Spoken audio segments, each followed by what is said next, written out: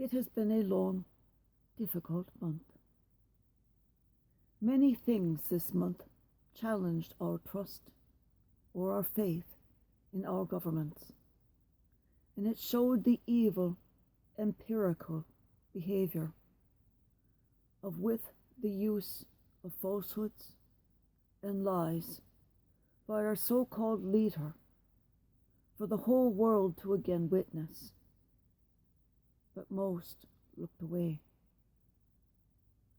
It is not difficult for those who are evil and the psychopaths to find and to court the weak to do their will. For these people have been outcast for so very long. They will do anything to belong to someone, to finally be a member of a group, to matter to someone.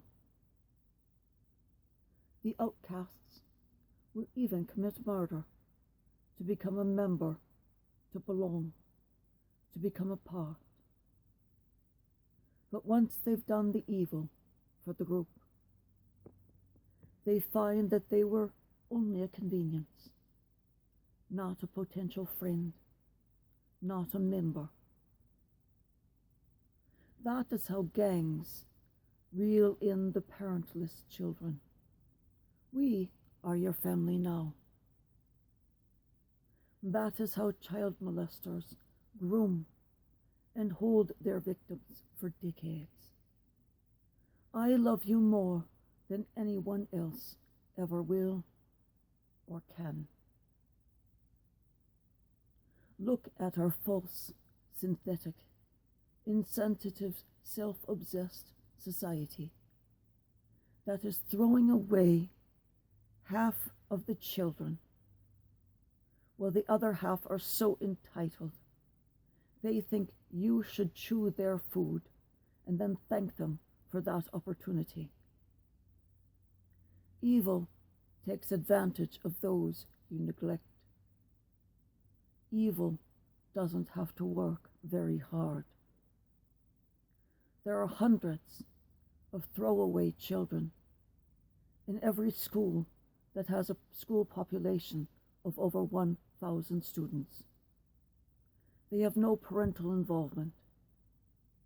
The children may have interest in activities, but there are no funds, which means barrier for entry for poor children. And busing means there is no opportunity anyway, for they have no means to get home after the activity has ended. You may as well stamp on the forehead of that child, ready for harvest of evil. We can save those children. We can't do but prayer for the starving, trapped, tortured babies, toddlers, and children overseas. Over 1 million orphans in Syria alone. Over 1 million orphans.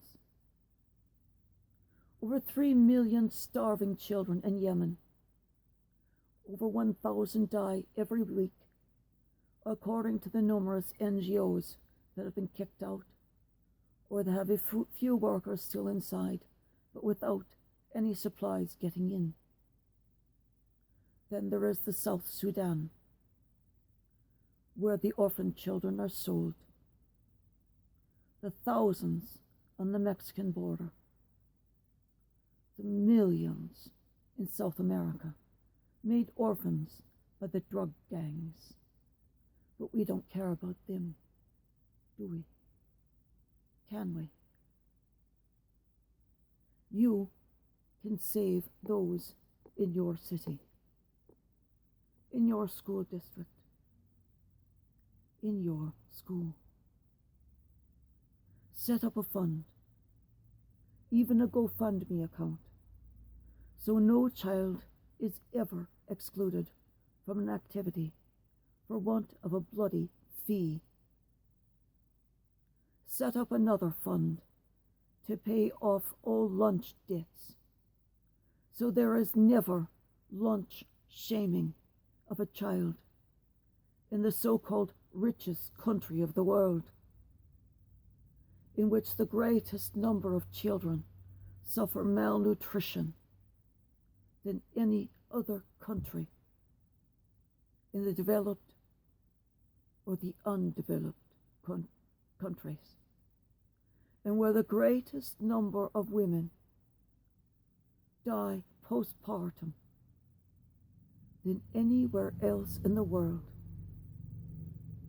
Repeating that, the greatest number of women die postpartum after they give birth than any other place in the world. And this is even with medical care. They die of preventable things. Set up lists of children in all areas who can ride together, either carpool after practices or activities, or they can ride buses together, so no child is ever alone. No child is ever available to harvest. Do not give evil any more harvests. Stop them now. Your faith at work. You are the shepherd. For the Lord, for his wee lambs need your help now, today. Everyone who wants to have an activity should have that activity. Take responsibility, for every child is God's child. Every child is your child.